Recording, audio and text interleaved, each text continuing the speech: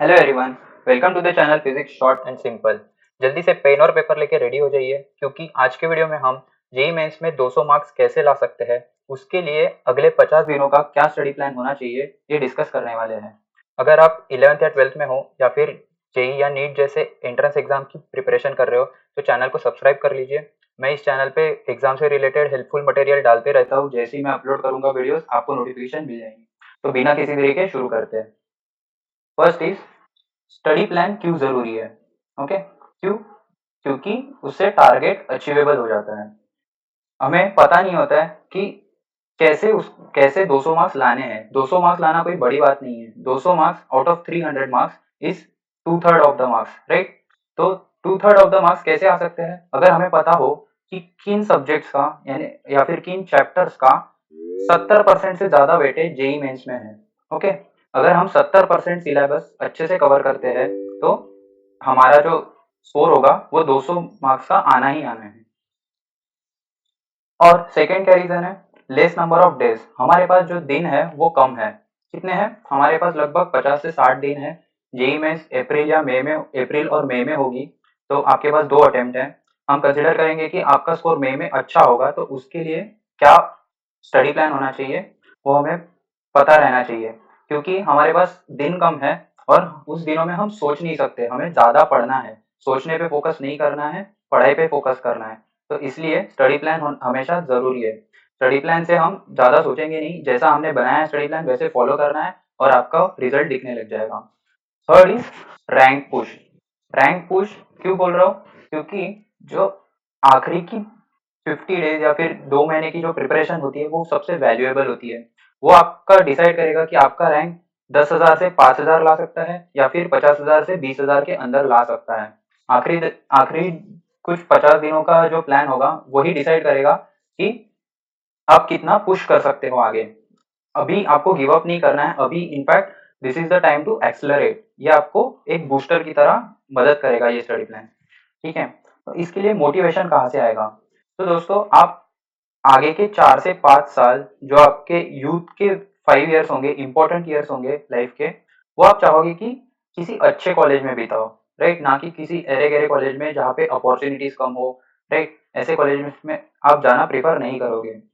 So it's better to go in good college जहाँ पे अच्छा इंफ्रास्ट्रक्चर हो, अच्छी अपॉर्चुनिटीज हो और जहाँ का एनवायरमेंट भी अच्छा हो।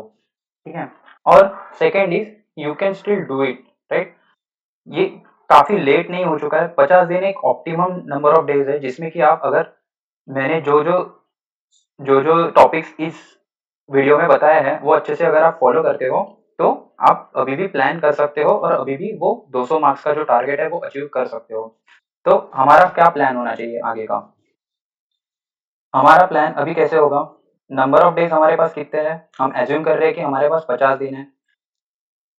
बहुत लोगों का बहुत लोगों का बोर्ड्स चल रहा होगा तो उसके बाद वो लोग जेई मेंस के लिए प्रिपेयर करना शुरू करेंगे। उसके बाद हमारे पास लगभग 50 दिनों का ड्यूरेशन होगा। और ये मैं एक्सक्लूड कर रहा हूँ कि आखिरी जो आपके एग्जाम के पहले के कुछ 3-4 दिन होंगे जिसमें आप रिवीजन करोगे, फाइनल प्रिपरेशन करोगे, वो छोड़ के मैं 50 दिनों का जो ये इंटरवल है उसके लिए मैं ये स्टडी प्लान बता रहा हूँ। ठीक है, तो आपको डेली नंबर ऑफ आवर्स कितना स्टडी करना है? अभी आपका 12th बोर्ड हो जाएगा, राइट? उसके बाद आपके पास बस जेई मेंस पे ही फोकस करना है पूरा। तो उसके लिए आपके पास पूरा दिन रहेगा जेई मेंस पे फोकस करने को। सो मैं ये चाहूंगा कि आप कम से कम 12 घंटे दिन के तो पढ़ाई में डालना ही है। अभी सब कुछ भूल जाइए, सब कुछ छोड़ दीजिए, अभी बस पढ़ाई करनी है जो आपको मदद करेगी एक अच्छा कॉलेज लेने के लिए, राइट? तो कम से कम 12 घंटे पढ़ना है। आप अगर पुश करते हो खुद को तो आप 14 से 16 घंटे भी पढ़ सकते हो। उसके लिए आपको मोटिवेटेड रहना पड़ेगा, आपको हेल्दी रहना पड़ेगा। आप इन आखिरी दिनों में आपकी हेल्थ खराब करना बिल्कुल भी अफोर्ड नहीं कर सकते। अच्छा खाना खाइए, अच्छे अच्छे से रहिए, हाइजीन मेंटेन कीजिए और अ, बराबर टाइम पे सोते रहिए। ठीक है, आपको रेस्ट भी उतना ही जरूरी है। तो आपका जो स्टडी प्लान होना चाहिए वो एकदम time hour to hour, minute to minute follow होना चाहिए वैसे का वैसा। और वैसे ही आपको नोट डाउन करके रखना है कि आप दिन में कितने घंटे पढ़ने वाले हो और कब आपको अदर एक्टिविटीज के लिए अपना टाइम निकालना है। अभी total number of chapters cover कितने करने हैं हमें 50 दिनों में? तो पहले तो हम total number of chapter subject wise divide कर लेते हैं। अभी मेरे हिसाब से फिजिक्स मेरे हिसाब से सबसे आसान सब्जेक्ट था, तो इसलिए मैंने उसको ग्रीन कलर में डाला है।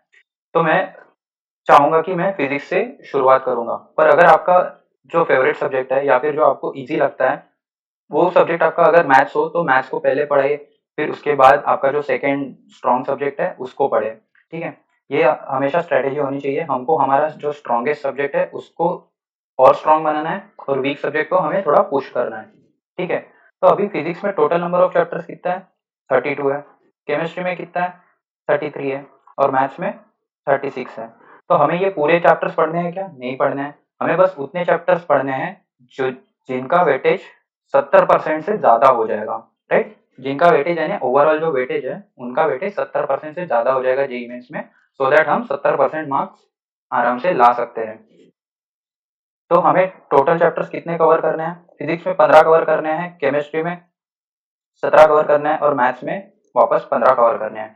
ठीक है, तो हमें टोटल नंबर ऑफ सब्जेक्ट्स कितने कवर करने हैं? हमें total number of subjects cover करने हैं 47। दैट मीन्स कि हमें हर दिन का एक चैप्टर कंप्लीट करना है।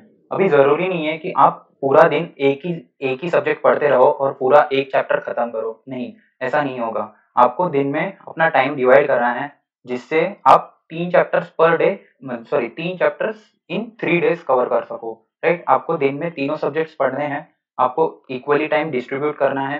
राइट, तो जैसे कि मैथ्स को सॉल्व करने के लिए ज़्यादा कैलकुलेशंस की ज़रूरत होती है, तो हम मॉर्निंग में पढ़ना प्रेफर करते हैं क्योंकि हमारा जो ब्रेन होता है वो मॉर्निंग में सबसे ज़्यादा एक्टिव होता है। तो इसलिए मैथ्स का प्रॉब्लम करने के लिए हमें इंटरेस्ट भी आता है। तो मॉर्निंग में मैं चाहूँगा कि आप मॉर्निंग में मैथ्स पढ़े, उसके बाद फिजिक्स पढ़े। फिजिक्स में भी कैलकुलेशंस होती है, थोड़ी सी होती है और उसमें कंसेप्ट भी होते हैं। तो मैथ्स में अगर आप कैलकुलेशंस कर लेते हो अच्छे से तो फिजिक्स में कैलकुलेशन का इतना आपको प्रॉब्लम नहीं होगा, वो आसान लगेंगे। तो इसलिए मैथ्स के बाद फिजिक्स एंड देन केमिस्ट्री में मोस्टली थ्योरी होता है, तो केमिस्ट्री आप दिन के एंड में पढ़ सकते हो। पर ये इंश्योर कर लीजिए कि आप दिन में इक्वल अमाउंट ऑफ सब्जेक्ट्स पढ़ रहे हो और हर 3 दिन में 3-3 चैप्टर्स कवर करते जा रहे हो। हर एक सब्जेक्ट का एक-एक चैप्टर आप 3 दिन में कवर कर रहे हो। Okay, so this should be your study plan. Now अभी मैंने फिजिक्स को भी 3 हिस्सों में बांट दिया है। आप उनको भी प्रायोरिटी दे सकते हैं। जो भी आपका सब्जेक्ट स्ट्रांग हो वो आपको ग्रीन में डालना है, फिर येलो, देन रेड। ओके, तो मैकेनिक्स मेरे हिसाब से मेरा स्ट्रांग टॉपिक था, तो इसलिए मैंने मैकेनिक्स ग्रीन में डाला है। तो मैं मैकेनिक्स पहले कवर करूंगा। मैकेनिक्स के इंपॉर्टेंट जो चैप्टर्स है वो मैंने यहाँ पे नोट डाउन करके रखे हैं। ये 6 चैप्टर जो है मैकेनिक्स के वो सबसे इंपॉर्टेंट है और इनकी जो रैंकिंग है वो वेटेज के हिसाब से है, डिसेंडिंग ऑर्डर में। राइट, मतलब रोटेशनल मोशन का वेटेज जो है वो ज्यादा है उससे, ऑसिलेशन से। राइट, ऑसिलेशंस का ग्रेविटेशन से ज्यादा है। ये डिसेंडिंग ऑर्डर में सॉर्टेड है। तो आपको इसका मतलब ये नहीं है कि इसी ऑर्डर में आपको पढ़ना है। राइट, अगर आपको रोटेशनल मोशन पढ़ना है तो आपको डेफिनेटली लॉज ऑफ मोशन सबसे पहले पता होना चाहिए। राइट, थर्मोडायनेमिक्स पढ़ना ही पढ़ना है। थर्मोडायनेमिक्स केमिस्ट्री में भी आएगा और फिजिक्स में भी आएगा, तो एक तीर में दो निशाने हो जाएंगे आपके। तो इसलिए थर्मोडायनेमिक्स कवर करना है केमिस्ट्री के और फिजिक्स के थर्मोडायनेमिक्स में। बस साइन कन्वेंशन का डिफरेंस है। तो अगर आप थर्मोडायनेमिक्स फिजिक्स का कवर करते हो या फिर केमिस्ट्री का कवर करते हो, आप दोनों साइड का लगभग कवर कर रहे हो। ठीक है, तो मैकेनिक्स अगर आपका पूरा कवर हो जाता है पहले, देन ऑप्टिक्स पढ़ लीजिए। ऑप्टिक्स छोटा सा टॉपिक है, उसमें काफी लिमिटेड फॉर्मूलेज है और अगर आपके कंसेप्ट अच्छे हो गए, साइन कन्वेंशन अच्छे हो गए, तो बस वैल्यूज फॉर्मूला में पुट करके आपको आंसर निकलना है। ज्यादा फॉर्मूले नहीं है, छोटा सा टॉपिक है पर क्वेश्चन जरूर आते हैं, तो ऑप्टिक्स भी जरूर करके जाइएगा। फिर इलेक्ट्रोमैग्नेटिज्म में क्या क्या आ गया? Current, electricity, electrostatics, semiconductor, alternating current and magnetic effects of current. अगर आपका इलेक्ट्रोमैग्नेटिज्म थोड़ा वीक है या फिर जो भी आपका वीक है, तो आप कम से कम ये जो टॉपिक लिखे रखे हैं वो ये जो चैप्टर्स लिख के रखे हैं वो कम से कम कवर कर लीजिए। वो ये सबसे ज़्यादा वेटेज वाले चैप्टर्स है, या इसमें से क्वेश्चंस आएंगे ही आएंगे। तो आप जो भी टॉपिक्स कवर करके जाओगे उसके क्वेश्चन अगर आप सही से सॉल्व कर लेते हो तो आप 200 प्लस मार्क्स कवर कर सकते हो। ठीक है, फिजिक्स के बाद बढ़ते हैं केमिस्ट्री के। केमिस्ट्री भी हमने 3 पार्ट्स में डिवाइड कर लिया, physical, organic and inorganic. Right, physical थोड़ा कंसेप्ट प्लस फॉर्मूला बेस्ड होता है, तो फिजिकल आप पहले कवर कर सकते हैं। राइट, उसको कवर करने में ज़्यादा टाइम नहीं लगेगा।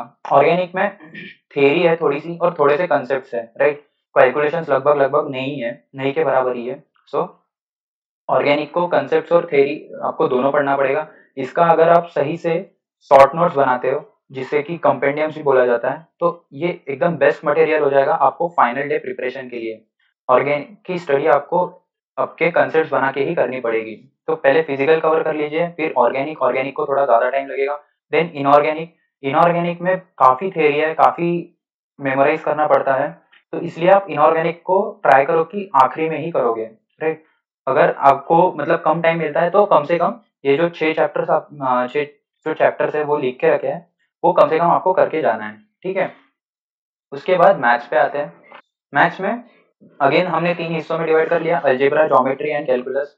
काफ़ी लोगों का बोलना होता है कि मैथ्स डिफिकल्ट है, मैथ्स डिफिकल्ट है, पर ऐसा नहीं होता है। मैथ्स का कोई पोर्शन डिफिकल्ट होगा, जैसे कि मुझे पर्सनली कैलकुलस डिफिकल्ट लगता था, तो मुझे भी मैथ्स से डर लगता था, पर ऐसा नहीं होता है। आप अगर मैथ्स के पर्टिकुलर पोर्शन करके जाते हो, जैसे कि अलजेब्रा और ज्योमेट्री करके जाते हो, तो भी आप मैथ्स को ऊपर पुश कर सकते हो अच्छे से, ठीक है। आपने 60% ऑफ द मैथ्स कवर कर सकते हो अलजेब्रा और ज्योमेट्री पढ़ के। अभी अलजेब्रा में सीक्वेंस एंड सीरीज इंपॉर्टेंट है। Then binomial theorem. Binomial theorem अगर आप पढ़ रहे हो तो उसके साथ साथ linear equations and quadratic equations ये भी पढ़ लो, ठीक है। उसके बाद ज्योमेट्री। ज्योमेट्री में क्या होगा, 3D geometry, vector algebra, circles, straight lines, parabola. इसमें अभी ये अगेन सारे चैप्टर जो है वो वेटेज के हिसाब से डिसेंडिंग ऑर्डर में है, राइट। तो सबसे ज्यादा जिसका वेटेज होगा वो सबसे ऊपर है। तो अब आप अगर 3D ज्योमेट्री तो सबसे पहले नहीं पढ़ोगे, राइट। सबसे पहले आप चालू करोगे कि coordinate geometry, then straight lines, right. ऐसे ऐसे करके 3D ज्योमेट्री तक पढ़ लोगे। उसके बाद कैलकुलस।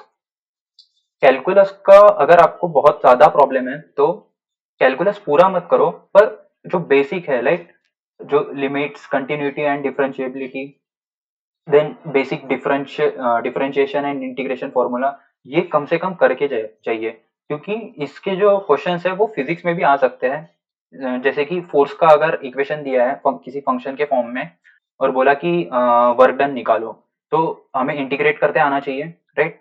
वो बेसिक सा क्वेश्चन होता है। अगर अगर आपको फॉर्मूला पता है तो वो तुरंत क्वेश्चन हो जाता है, तो काफी इजी क्वेश्चन होता है वो भी। उसके बाद अगर वेलोसिटी दी है और बोला कि एक्सेलरेशन निकालना है, तो आपको डिफरेंशिएशन करते आना चाहिए, राइट। तो इसके लिए बेसिक कैलकुलस करके जाइए, ठीक है दोस्तों। तो ये हमारा प्लान था। आप आई होप कि आपने प्लान नोट डाउन कर लिया होगा। अगर आपको इसका प्रिंट आउट निकालना है तो नीचे डिस्क्रिप्शन में इसकी लिंक है, जिससे कि आप ये डाउनलोड कर सकते हो और उसका प्रिंट आउट भी निकाल सकते हो। So thank you again for watching this video till the end. And अगर आपको ये वीडियो पसंद आई है तो प्लीज लाइक कीजिए, दोस्तों के साथ शेयर कीजिए एंड चैनल को सब्सक्राइब कीजिए, सो दैट जब भी मैं वीडियो डालूँ आपको उसका नोटिफिकेशन मिल जाएगा।